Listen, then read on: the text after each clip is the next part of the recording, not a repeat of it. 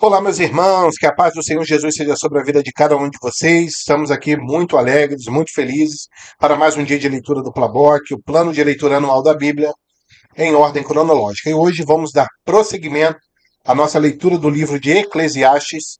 Vamos ler os capítulos 7, o capítulo 8 e o capítulo 9, do verso 1 até o verso de número 12. Então fique atento a essa leitura.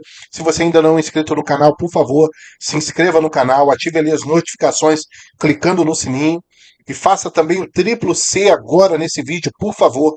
Curta, comente e compartilhe esse vídeo com quem você puder, para que assim o Plaboc possa alcançar, atingir cada vez mais pessoas. Tá bom? Então, nós vamos agora orar, pedir ao Senhor uma bênção na leitura de hoje, né, em mais essa parte do livro de Eclesiastes, um livro ali de muita sabedoria, de conselhos, ali quando Salomão já está ali no partindo, né, para o fim da vida terrena.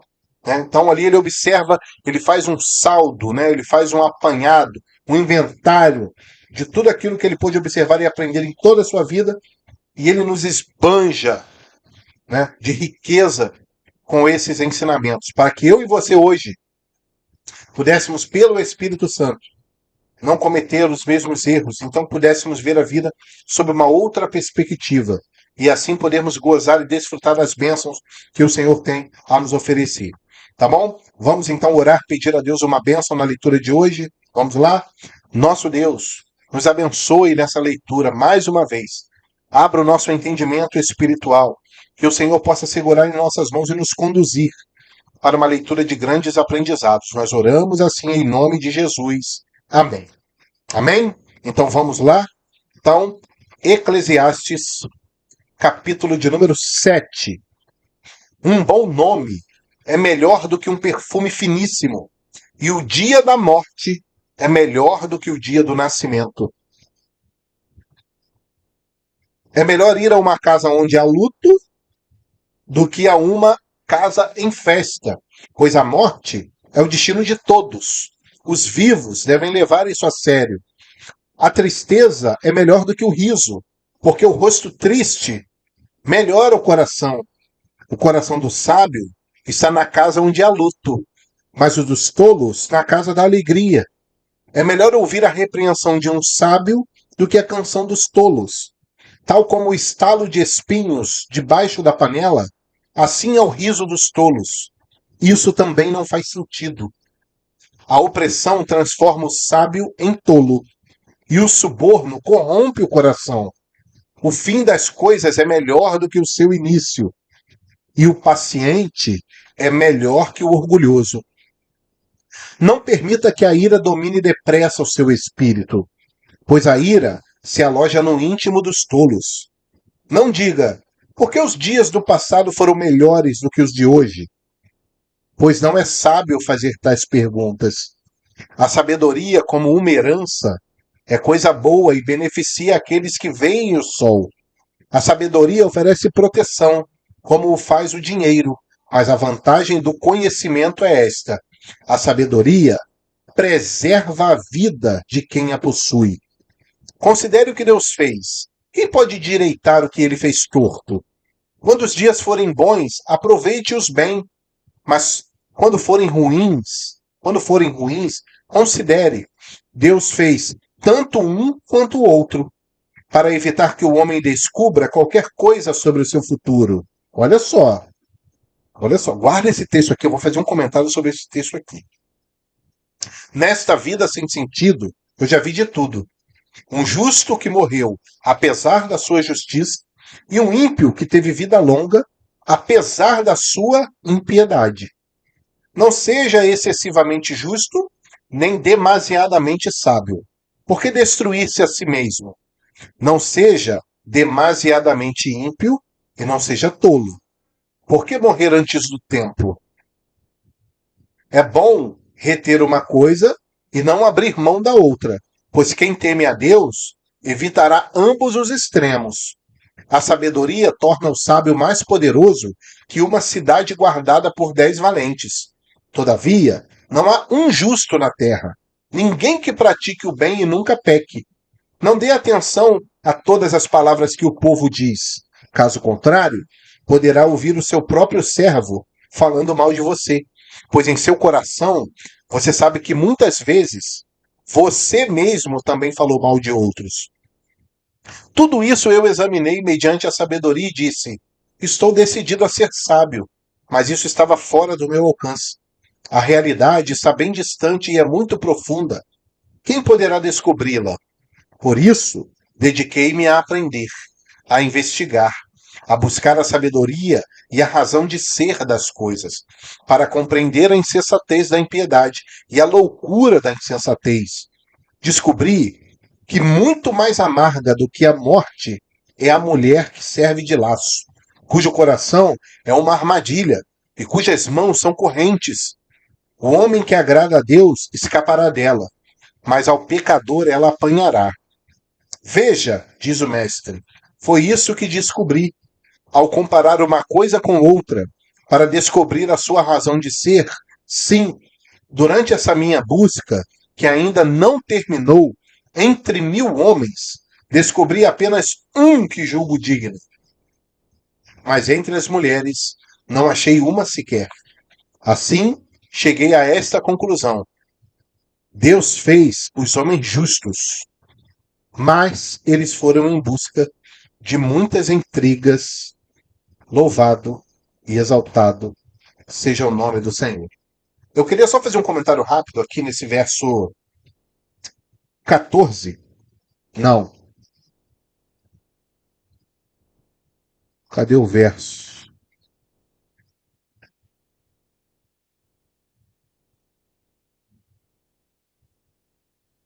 Onde está o verso, Senhor?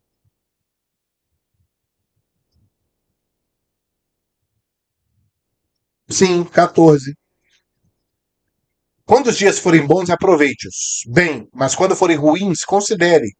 Deus fez tanto um quanto o outro, para evitar que o homem descubra qualquer coisa sobre o seu futuro.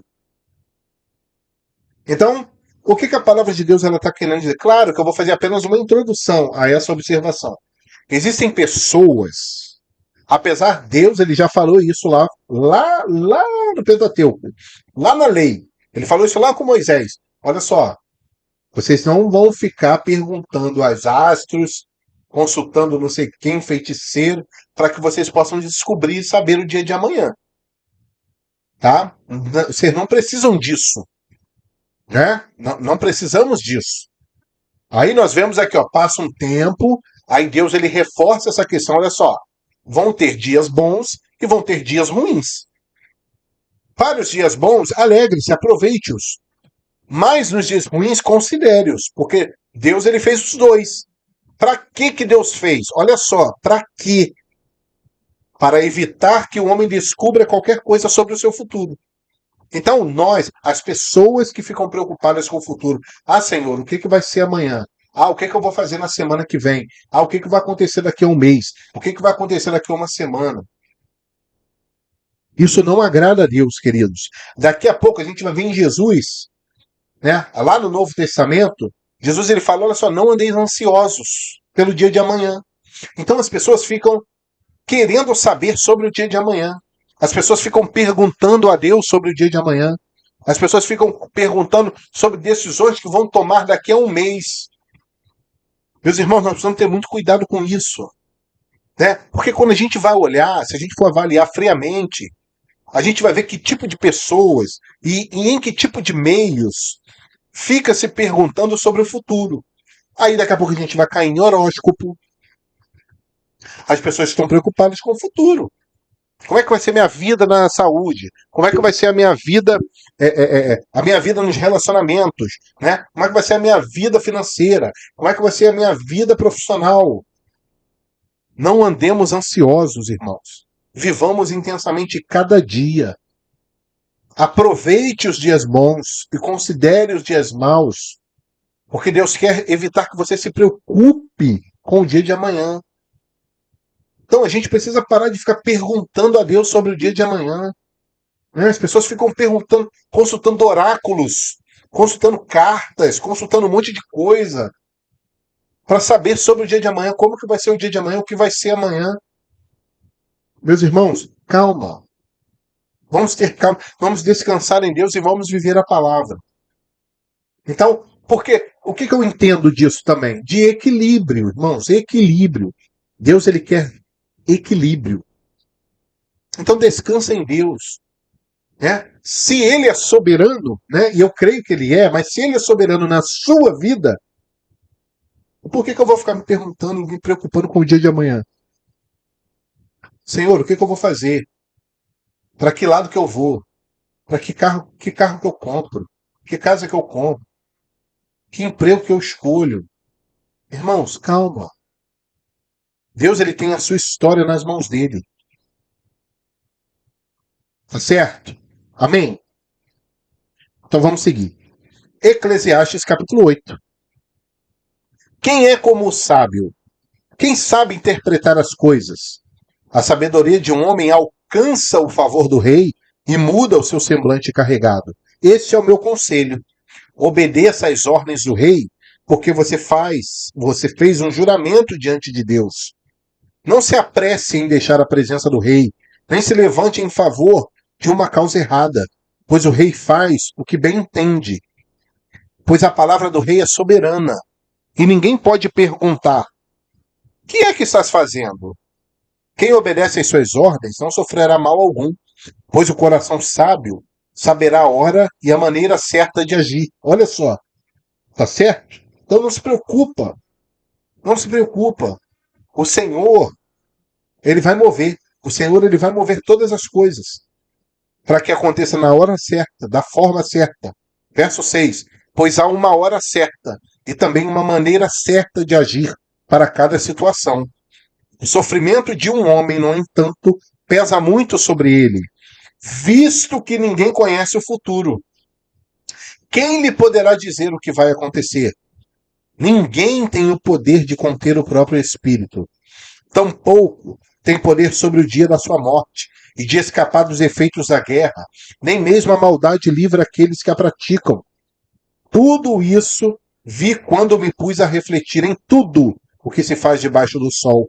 Há ocasiões em que o homem domina sobre outros para sua própria infelicidade. Nessas ocasiões, vi ímpios serem sepultados e gente indo e vindo do lugar onde eles foram enterrados. Todavia, os que haviam praticado o bem foram esquecidos na cidade. Isso também não faz sentido. Quando os crimes não são castigados, logo, o coração do homem se enche de planos para fazer o mal. O ímpio pode cometer uma centena de crimes e até ter vida longa, mas sei muito bem que as coisas serão melhores para os que temem a Deus, para os que mostram respeito diante dele. Para os ímpios, no entanto, nada irá bem, porque não temem a Deus, e os seus dias, como sombras, serão poucos. Há mais uma coisa a ser sentido na terra: justos que recebem o que os ímpios merecem, e ímpios que recebem o que os justos merecem. Isso também, penso eu, não faz sentido. Por isso, recomendo que se desfrute a vida, porque debaixo do sol não há nada melhor para o homem do que comer, beber e alegrar-se. Sejam esses os seus companheiros no seu duro trabalho durante todos os dias da vida que Deus lhe der debaixo do sol. Quando voltei a mente para conhecer a sabedoria e observar as atividades do homem sobre a terra, daquele cujos olhos não veem sono, nem de dia nem de noite, então percebi tudo o que Deus tem feito. Ninguém é capaz de entender o que se faz debaixo do sol, por mais que se esforce para descobrir o sentido das coisas. O homem não o encontrará. O sábio pode até afirmar que entende, mas na realidade não o consegue encontrar. Louvado seja Deus. Quem é que vai entender aquilo que passa na mente de Deus? Não é isso? Paulo, ele vai fazer essa doxologia, né, lá no capítulo 11, né, de Romanos, se eu não me engano, quando ele Fala, ó profundidade das riquezas, quanto da sabedoria, quanto do conhecimento de Deus, quão insondáveis são os seus juízos, quão inescrutáveis os seus caminhos. Como que alguém pode compreender a mente de Deus? Quem é que pode ser o seu conselheiro? Então, quem vai entender a mente de Deus, irmãos? Então, é isso aqui que Salomão está chegando à conclusão. De quem é ele? Debaixo de um Deus tão grande. Olha que foi o homem mais sábio que pisou na face da terra. Ele olha para tudo aquilo que Deus fez e ele pensa assim: não faz sentido. Eu não consigo entender. Eu não consigo compreender. A minha razão não alcança. Os irmãos estão entendendo?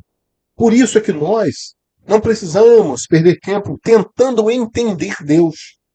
Deus ele tem o domínio de todas as coisas. Nós só precisamos obedecê-lo, viver uma vida onde nós possamos refletir o caráter de Cristo. Essa é a nossa certeza.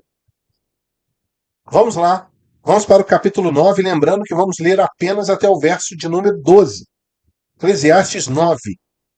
Refleti nisso tudo e cheguei à conclusão de que os justos e os sábios e aquilo que eles fazem estão nas mãos de Deus. Olha o que a gente acabou de falar. O que os espera, se amor ou ódio, ninguém sabe. Todos partilham um destino comum, o justo e o ímpio, o bom e o mau, o puro e o impuro, o que oferece sacrifícios e o que não oferece. O que acontece com o homem bom, acontece com o pecador. O que acontece com quem faz juramentos, acontece com quem teme fazê-los. Esse é o mal que há em tudo que acontece debaixo do sol. O destino de todos é o mesmo. O coração dos homens, além do mais, está cheio de maldade e de loucura durante toda a vida. E por fim, eles se juntarão aos mortos. Quem está entre os vivos tem esperança.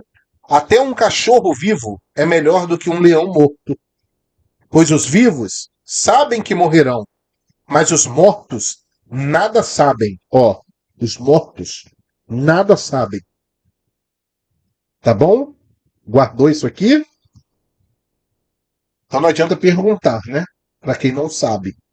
Para eles não haverá mais recompensa, e já não se tem lembrança deles. Para eles, o amor, o ódio e a inveja há muito desapareceram. Nunca mais terão parte em nada do que acontece debaixo do sol. Portanto, vá, coma com prazer a sua comida e beba o seu vinho de coração alegre, pois Deus já se agradou do que você faz. Esteja sempre vestido com roupas de festa e unja sempre a sua cabeça com óleo. Desfrute a vida com a mulher a quem você ama. Todos os dias desta vida sem sentido que Deus dá a você debaixo do sol. Todos os seus dias sem sentido. Pois essa é a sua recompensa na vida, pelo seu árduo trabalho debaixo do sol.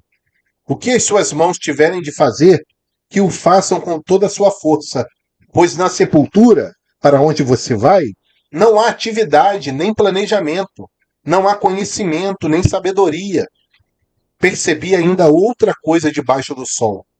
Os velozes nem sempre vencem a corrida. Os fortes nem sempre triunfam na guerra.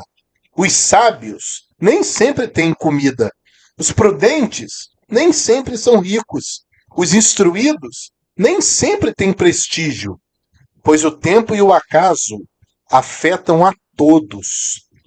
Além do mais, ninguém sabe quando virá a sua hora.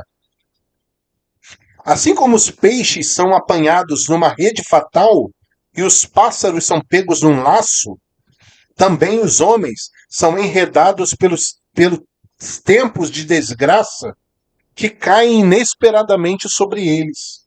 Então, olha só, que coisa interessante aqui, tá?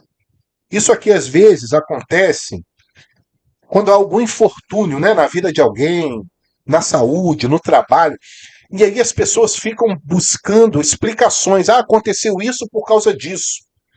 Ah, não, ele ficou doente porque ele fez isso. Ele perdeu o emprego, claro, óbvio. Né? Se uma pessoa cometeu uma falta no seu local de trabalho, se ele agredir alguém, se ele cometer um crime, se ele roubar, é óbvio. Aqui, Salomão está falando das coisas que nós não temos conhecimento. Então, você pode estar empregado hoje, amanhã você pode estar desempregado. A empresa pode simplesmente te mandar embora, por motivo algum. Entende?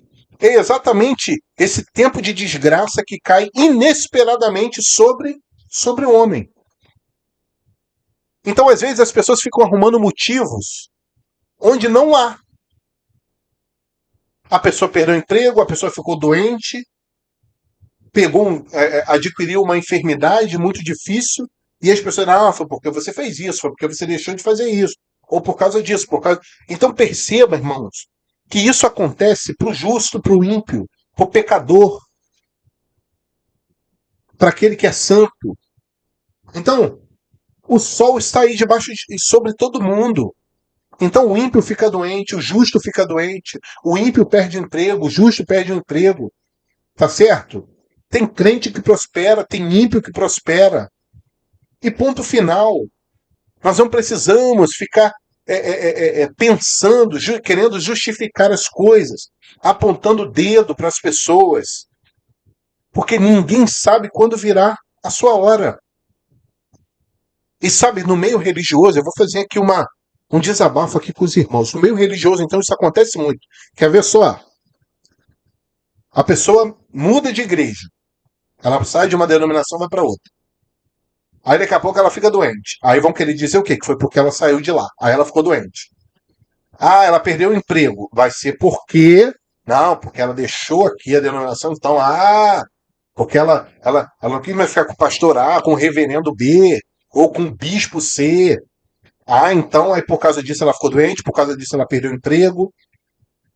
Então, isso acontece muito, principalmente no meio religioso, onde as pessoas usam, né, a espiritualidade, usam até o nome de Deus para manter as pessoas cativas ali nos seus lugares, cativas ali aquele grupo. Se você sair, vai acontecer isso. Se você sair, vai acontecer aquilo. Isso vai acontecer independente dela estar ou de ela não estar ali. Tá certo? Olha só, que coisa mais clara do que isso. Então nem sempre o veloz vai ganhar a corrida, nem sempre o forte vai triunfar na guerra, nem sempre o sábio vai ter comida, nem sempre o prudente vai ser rico, nem sempre o instruído vai ter prestígio. Não é isso? Porque o tempo e o acaso afetam a todos. E aí ele conclui de uma forma maravilhosa: ninguém sabe quando virá a sua hora. Não é a sua hora de morrer. É a hora que vem o desemprego, é a hora que vem a doença, é a hora que vem a crise. Não é isso? É a hora que vem o problema financeiro, é a hora que vem o problema na família. Ninguém sabe. Ninguém sabe. Então, guarde essa expressão, tá? Isso é muito lindo. Nós aprendermos isso e levarmos isso para a nossa vida. Assim como os peixes são apanhados numa rede fatal. Você pensa num peixe, ele está ali nadando, tranquilo, daqui a pouco vem uma rede, acabou. Acabou a vida dele. Ele é ceifado ali. O pássaro está ali bem tranquilo, daqui a pouco o laço do passarinheiro vem. O laço, do nada. E ali o pássaro ele é pego. Ele passa a ficar preso. Olha o infortúnio. Né? Então, os homens são enredados, o enredo da vida deles, da história, pelos tempos de desgraça que caem inesperadamente sobre ele. É um enredo da vida, irmãos. Isso é normal. Então vamos parar de ficar procurando justificativa, nós precisamos viver cada dia. Então essa é a palavra que nós temos. Então talvez você esteja num momento bom. Viva os dias bons, aproveite, compartilhe, divida. Não é isso? Viva mesmo, viva. Não fique pensando também nas pessoas, porque o que vão. Viva. E você, meu irmão, minha irmã, que está passando um momento difícil, que está aqui nesse tempo de desgraça, que cai inesperadamente, saiba que Deus ele está no controle de tudo. Deus ele tem um propósito. Não foi isso que lemos? Lá no capítulo 3, quando fala do tempo, principalmente tempo de calar, tempo de falar, há um propósito. Há um propósito. Quando nós entendemos isso, quando nós olhamos para a nossa vida, entendemos, agora eu estou vivendo um dia mau. Agora eu estou vivendo um infortúnio. Deus está no comando. Deus está no controle. Então nós precisamos entender isso, precisamos alcançar essa maturidade, precisamos orar a Deus, pedir que Deus nos dê essa maturidade espiritual. Nós estamos dizendo que isso é fácil. Nós estamos dizendo que isso aprende de um dia para a noite. Mas nós estamos aprendendo com a palavra. Olha só, quanta riqueza de conhecimento. Então nós precisamos colocar isso em prática na nossa vida. É difícil? É difícil. Mas é isso que vai trazer ânimo para a nossa alma. É isso que traz paz para a nossa alma. É viver a palavra de Deus. É colocar a palavra de Deus em prática. Né? Hoje você pode estar pregando. Amanhã você vai ser provado a viver o que você pregou. Tá certo? Hoje você pode estar vivendo. Amanhã você vai estar dando testemunho daquilo que você está vivendo. Então isso é importante para nós. Deus ele detém o controle, nós precisamos crer nisso. Os servos de Deus precisam crer nisso, porque isso traz descanso. Tá certo? Vamos encerrar aqui então a nossa leitura de hoje. Vamos agradecer a Deus por tudo que ele tem feito e pelas bênçãos dessa leitura.